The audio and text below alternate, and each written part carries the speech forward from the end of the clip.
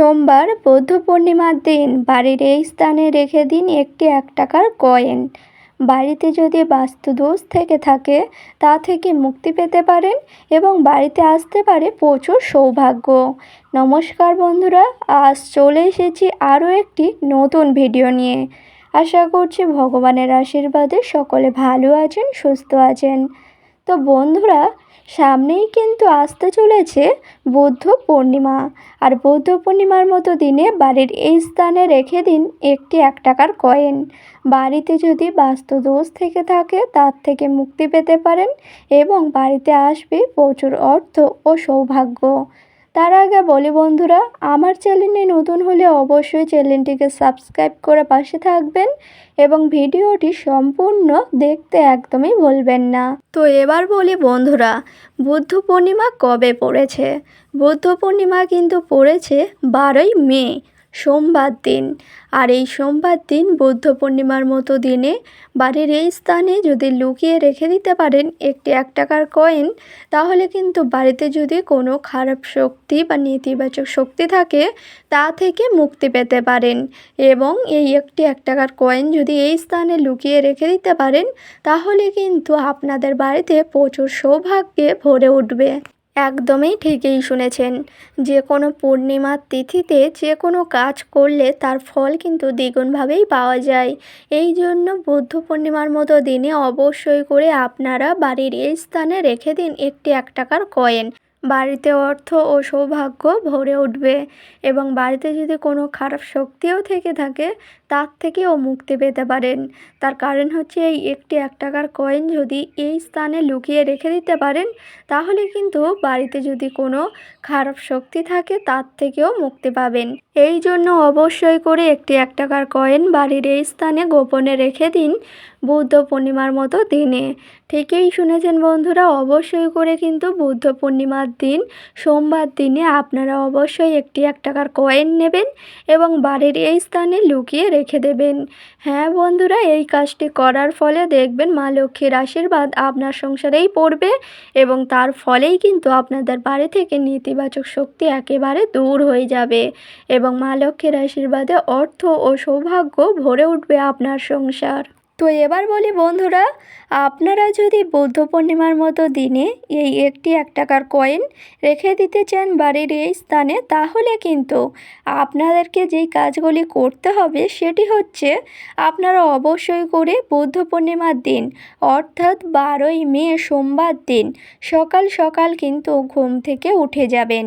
সূর্যোদয়ের সাথে সাথে ঘুম থেকে উঠে যাওয়ার পরেই কিন্তু হাত জোড়ো করে বুদ্ধদেবকে প্রণাম করে নেবেন। তারপরেই কিন্তু বাড়ির যে সকল কাজকর্ম থাকে সেগুলি কিন্তু সকাল সকাল পরিষ্কার পরিচ্ছন্ন করে নেবেন। তারপরেই বলি বন্ধুরা, আপনাদের যখন সকালে ঘুম থেকে উঠে যাওয়ার পরে বাড়ির যে সকল কাজকর্ম পরিষ্কার পরিচ্ছন্ন হয়ে যাবে, বিশেষ করে বাড়ি ঘর ভালোভাবে কিন্তু পরিষ্কার পরিচ্ছন্ন করে নেবেন।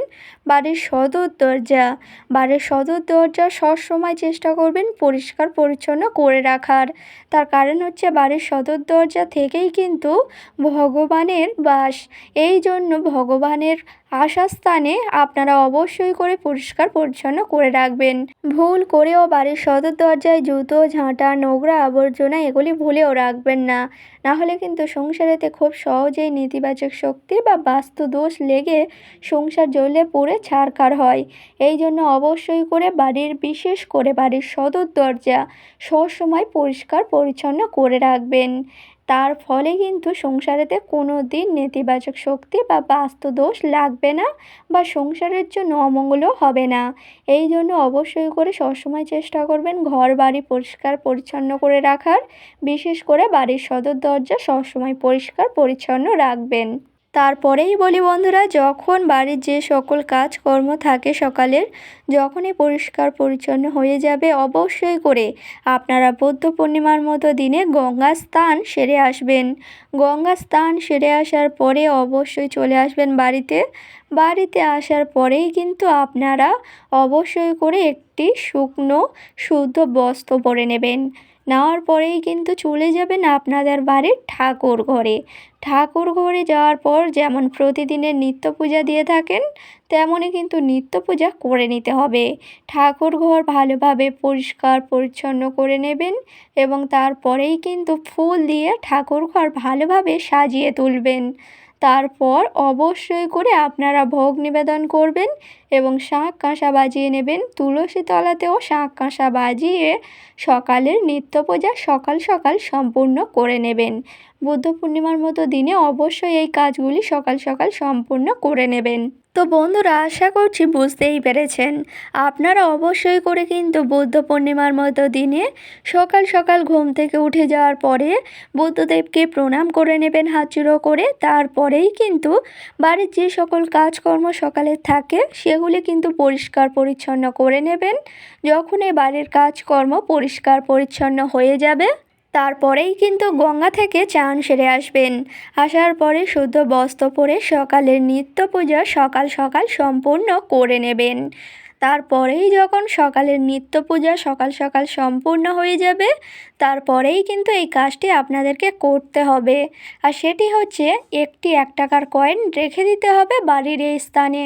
ঠিকই শুনেছেন, আপনাদের যখন সকালের নিত্য পূজা সকাল সকাল সম্পূর্ণ হয়ে যাবে, অবশ্যই করে কিন্তু ঠাকুর ঘরে বসে আপনারা এই কাজটি করে নেবেন।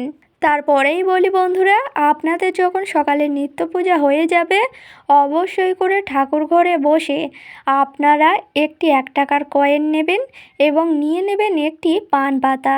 পান পাতার উপর সেই একটি 1 টাকার কয়েন রাখবেন এবং নিয়ে নেবেন একটি সিঁদুরের কৌটো এবং অল্প সিঁদুর নিয়ে গোলা করে সেই পান পাতা এবং একটি 1 টাকার কয়েনের মধ্যে সিঁদুরের ফোঁটা দিয়ে দেবেন। দেওয়ার পরেই কিন্তু একটি লাল সালো কাপড় নেবেন। নেওয়ার পরেই কিন্তু সেই পান পাতা এবং একটি 1 টাকার কয়েন সেই লাল সালো পুঁটুলির মধ্যে রাখবেন। রাখার পরেই কিন্তু সেই লাল সালো পুঁটুলিটা আপনাদের ঠাকুর ঘরে অবশ্যই করে চেষ্টা করবেন বুদ্ধ পূর্ণিমার মতো দিনে আপনারা চাইলে বুদ্ধদেবের মূর্তি একটি কিনে আনতে পারেন এবং ঠাকুর ঘরে সেই বুদ্ধদেবের মূর্তি রাখবেন এবং তার চরণের কাছে সেই লাল সাদা পুঁটুলির মধ্যে রাখা পান পাতা এবং একটি 1 টাকার কয়েন অবশ্যই করে সেই লাল সাদা কাপড়ের মধ্যে রেখে পুঁটুলি করে অবশ্যই বুদ্ধ পূর্ণিমার মতো দিনে বুদ্ধদেবের চরণেতে রেখে দেবেন এবং অবশ্যই করে সেই টাকার পুঁটুলিটা অবশ্যই সেই বুদ্ধদেবের চরণেতে রেখে দেবেন বুদ্ধ পূর্ণিমার মতো দিনে সবসময়ের জন্য। তাহলে কিন্তু সংসারেতে অর্থের বৃষ্টি হবে। তার কারণ হচ্ছে বুদ্ধ পূর্ণিমার মতো দিনে এই শুভ কাজটি যদি আপনারা করতে পারেন, তাহলে কিন্তু সংসারের জন্য খুবই মঙ্গলময়। বাড়ি থেকে নেতিবাচক শক্তি তো দূরে যাবেই এবং বাড়িতে আসবে প্রচুর অর্থ ও সৌভাগ্য। আর না যদি বুদ্ধদেবের মূর্তি কোথাও পান বা না যদি কিনে আনতে পারেন, তাহলে অবশ্যই করে বাড়ির ঠাকুরথানে যে কোনো দেবদেবীর চরণেতে সেই একটি 1 টাকার কয়েন লাল সালো কাপড়ে মুড়ে রেখেছিলেন, অবশ্যই করে যে কোনো দেবদেবীর চরণেতে রেখে দেবেন। দেখবেন বুদ্ধ পূর্ণিমার মতো দিনে যদি এই একটি 1 টাকার কয়েন রেখে দিতে পারেন যে কোনো ভগবানের চরণের কাছে, তাহলে কিন্তু সংসার থেকে নেতিবাচক শক্তি একেবারে দূরে চলে যাবে এবং সংসারের জন্য খুবই মঙ্গলময় হবে এবং বাড়িতে সৌভাগ্য ও অর্থ নিয়ে আসবে এই কাজটি করার জন্য।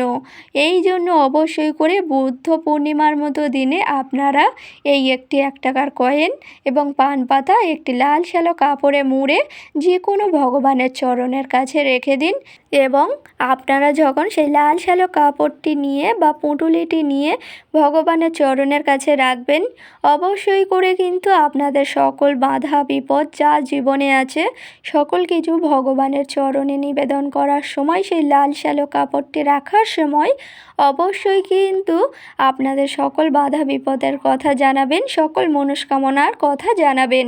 দেখবেন এই কাজটি করার জন্য অবশ্যই আপনারা ফলদায়ী পাবেন।